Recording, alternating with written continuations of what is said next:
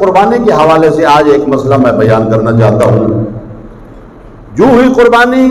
کی عید قریب آتی ہے، ذوالحج شریف 2-3 جمعے پہلے، کچھ اسٹیج ایسے ہیں کہ جن سے یہ صدائیں بلند ہونے لگتی ہیں تقاریر کے اندر، ویسے بھی جی بھینس کی قربانی جائز نہیں ہے، بھینس کی قربانی نہیں کرنی چاہیے۔ کیوں؟ اس لیے کہ اس کا ذکر حدیث میں نہیں ہے۔ وہ لوگ جو دعوے دار ہیں اس کے کہ ہم حدیث کو مانتے ہیں، وہ کہتے ہیں حدیث میں بھینس کا ذکر نہیں ہے کہیں، اور نبی کریم صلی اللہ علیہ وآلہ وسلم نے بھی بھینس کی قربانی نہیں فرمائی، اس لیے بھینس کی قربانی جائز نہیں ہے۔ تو اس مسئلے کو میں ذرا باقاعدگی کے ساتھ اور حوالہ جات کے ساتھ اختصار کے ساتھ بیان کرنا چاہتا ہوں۔ سب سے پہلی بات تو یہ ہے، بھینس کا دودھ پیتے ہیں اور پھر وہ تقاضا بھی کرتے ہیں کہ خالص ہونا چاہیے۔ گائے کا پی لو، وہ اچھا تو ہوتا ہے صحت کے لیے مگر پتلا ہوتا ہے، خالص دودھ بھینس کا ہی اچھا ہوتا ہے۔ ٹھیک ہے، گوشتوں میں بکرے کے علاوہ جی کون سا گوشت اچھا ہوتا ہے؟ موٹے گوشت میں سے یہ کٹے کا گوشت ماشاءاللہ جی وہ تو بکرے نے بھی پرا کرتا ہے، کٹے کا گوشت اچھا ہوتا ہے، ویسے حلال ہے۔ تو قربانی اس کی ناجائز کیوں؟ آپ کہیں گے جی اگر گوشت کی بات ہے، حلال حرام کی بات ہے، تو پھر تو چوچے کی بھی قربانی ہونی چاہیے، مرغے کی قربانی ہونی چاہیے۔ نہ اب دیکھو، میں آپ کو قرآن کریم میں سے اور پھر فقہاء اعظام اور احادیث طیبہ سے اس مسئلے کو واضح کرنا چاہتا ہوں۔ اللہ وحدہ لا شریک نے قرآن کریم میں ارشاد فرمایا ہے، یہ سورہ المائدہ ہے، اس کی پہلی آیہ کریمہ ہے۔ اللہ تعالیٰ نے ارشاد فرمایا، یا ایھا الذین آمنوا اوفوا بالعقود احلت لکم بہیمۃ الانعام الا ما یتلی علیکم۔ اللہ تعالیٰ نے فرمایا احلت لکم بہیمۃ الانعام، تمہارے لیے بہیمۃ الانعام حلال کیے گئے، الا ما یتلی علیکم، مگر وہ جو بیان کیے جائیں گے تمہارے لیے، یعنی جن کی حرمت بیان کی جائے گی نام لے لے کر کہ فلاں فلاں جانور تمہارے لیے حرام ہیں، وہ تو حرام ہوں گے، اور جو حرمت کے حکم میں اور اس بیان میں نہیں آئیں گے ان کے علاوہ جتنے بھی ہیں وہ تمہارے لیے بہیمۃ الانعام حلال ہے۔ تو حرمت آ گئی، اللہ تعالیٰ نے حرمت کے اندر جو بیان فرمائے کچھ اس مقام پر فرمایا، حرمت علیکم المیتۃ والدم ولحم الخنزیر وما اہل لغیر اللہ بہ والمنخنقۃ والموقوذۃ والمتردیۃ والنطیحۃ وما اکل السبع الا ما ذکیتم۔ یہ لمبی تفصیل ہے کہ تمہارے لیے خنزیر کا گوشت اور مردہ اور خون یہ جو ہے حرام ہے، یعنی جن کی حرمت اللہ وحدہ لا شریک نے واضح طور پر نام لے لے کے بیان فرمائی ہے وہ حرام ہے، ان کے علاوہ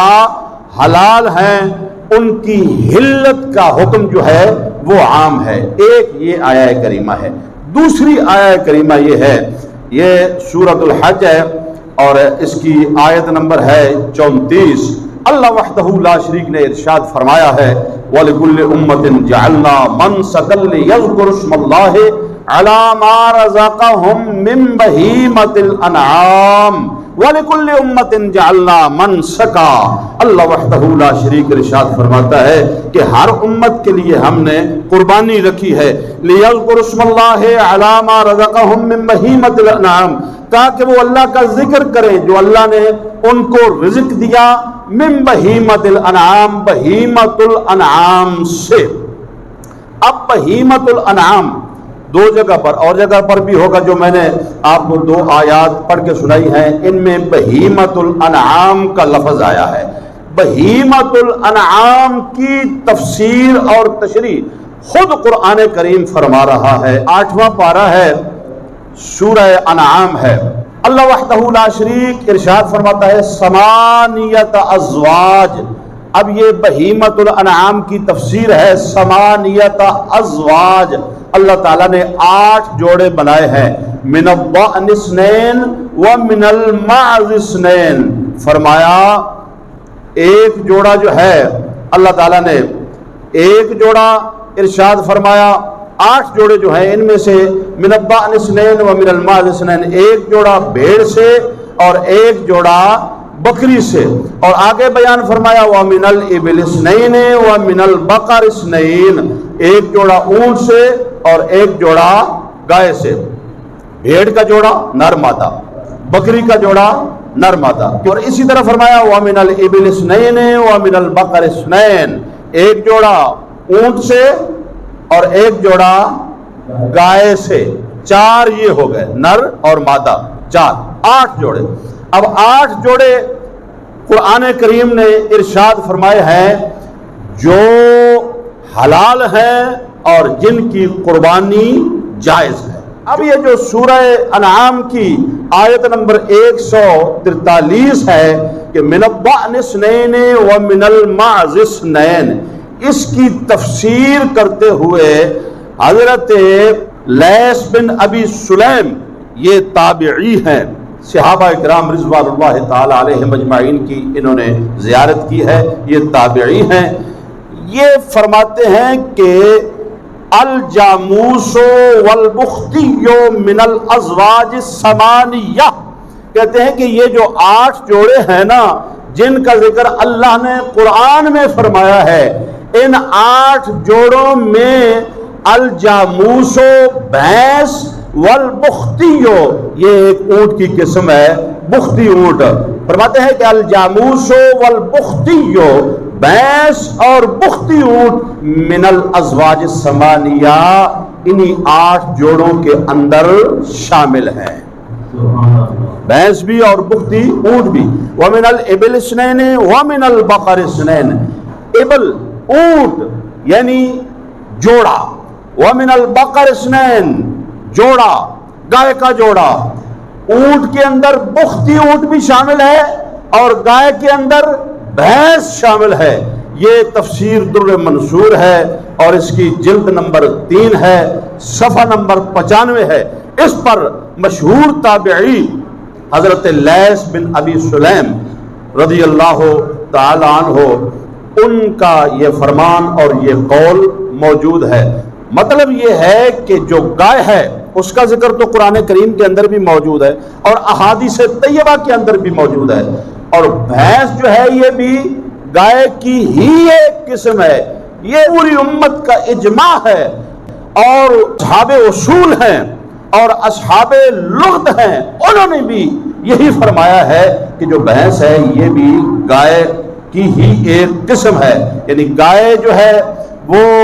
ایک جنس ہے اور بھینس جو ہے یہ اس کی نوع ہے، اس کی قسم ہے۔ گائے کے اندر ہی بھینس کو شامل کیا جائے گا، جو حکم گائے کا ہوگا وہی حکم بھینس کا ہوگا، جیسا کہ گائے جو ہے اس کا گوشت کھانا بھی حلال ہے، اس کا دودھ پینا بھی حلال ہے، اسی طرح بھینس جو ہے یہ گائے کے حکم میں ہے، اس کی جنس میں سے ہے، اس کی قسم میں سے ہے، اس کا گوشت کھانا بھی حلال ہے، دودھ پینا بھی حلال ہے۔ اور قربانی کے حوالہ سے فرمایا فقہاء اعظام نے کہ جس طرح گائے کی قربانی جائز ہے شریعت کے اندر ہے، اسی طرح بھینس کی قربانی بھی شریعت کے اندر ہے۔ اس کے علاوہ یہ جناب لیجئے ایک اور حوالہ مسند الفردوس، یہ حدیث پاک کی کتاب ہے، جلد نمبر 2 ہے اور مکہ مکرمہ سے یہ چھپی ہے۔ اس کے اندر حضرت علی المرتضی شیر خدا کرم اللہ وجہہ الکریم، جن کے بارے میں امام الانبیاء جناب حضرت محمد مصطفیٰ صلی اللہ علیہ وآلہ وسلم نے ارشاد فرمایا، سرکار نے فرمایا انا مدینۃ العلم وعلی بابها، میں علم کا شہر ہوں اور اس شہر کا دروازہ سیدنا علی المرتضی شیر خدا ہے۔ ارے علی المرتضی شیر خدا زیادہ جانتے ہیں یا کہ آج کا اہل حدیث زیادہ جانتا ہے شریعت کو؟ صاف ظاہر ہے شریعت مصطفیٰ صلی اللہ علیہ وآلہ وسلم کو وہی زیادہ جانتے ہیں جن کو نبی کریم رؤوف الرحیم صلی اللہ علیہ وآلہ وسلم نے علم کے شہر کا دروازہ قرار دیا ہے اور دروازہ ارشاد فرمایا ہے۔ حضرت علی المرتضیٰ شیر خدا ارشاد فرماتے ہیں الجاموس تجزا عن سبعۃ فی الاضحیہ، فرمایا بھینس کے اندر بھی جو حصہ دار قربانی کے ہوتے ہیں وہ 7 ہی حصہ دار ہوں گے۔ جب بھینس کا نام لے کر الجاموس بھینس کو کہا جاتا ہے، فرمایا جس طرح گائے کے اندر اور اونٹ کے اندر قربانی کے 7 حصہ دار ہوتے ہیں اور قربانی کے 7 حصے ہوتے ہیں اونٹ کے اندر اور گائے کے اندر، فرمایا الجاموس اسی طرح بھینس کے اندر بھی 7 ہی حصے ہوں گے۔ اور اس پر یہ ہدایہ شریف ہے، یہ تو ہماری یعنی فقہ حنفی کی کتاب ہے، اس کے اندر بھی موجود ہے کہ جو بھینس ہے اس کا حکم بھی گائے والا ہے، اور بھینس جو ہے یہ نوع ہے، یہ قسم ہے، اور گائے جو ہے یہ جنس ہے، اور بھینس جو ہے یہ گائے کی قسم میں سے ہے۔ کیوں؟ اس لیے فرماتے ہیں یہ اس کا حکم قربانی کا ہو،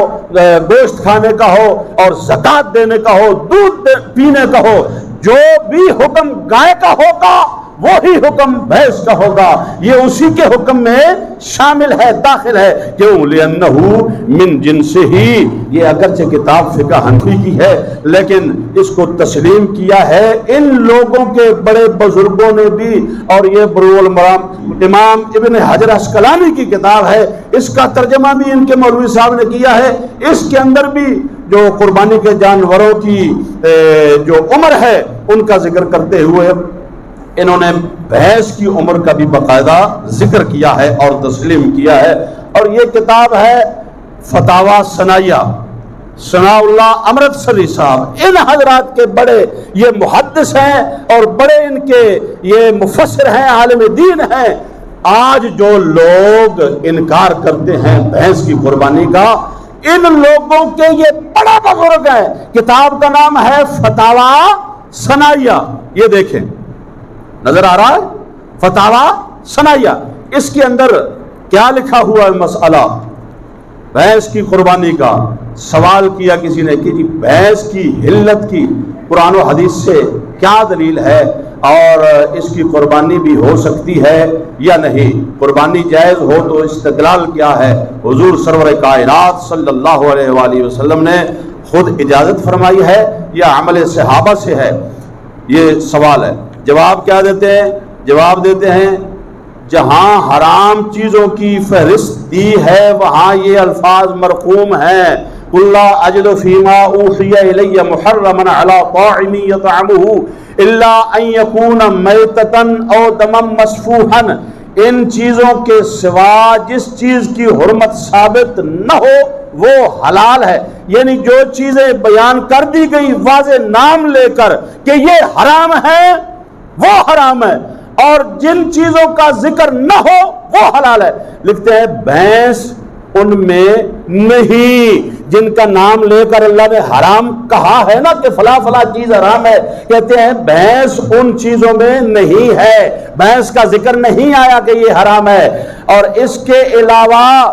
عرب لوگ بھینس کو بقرہ گائے میں داخل سمجھتے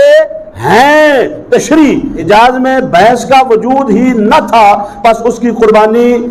نہ سنت رسول صلی اللہ علیہ وسلم سے ثابت ہوئی نہ تعامل صحابہ سے۔ ہاں اگر اس کو جن سے بقر سے مانا جائے جیسا کہ حنفیہ کا قیاس ہے کما فی الہدایہ،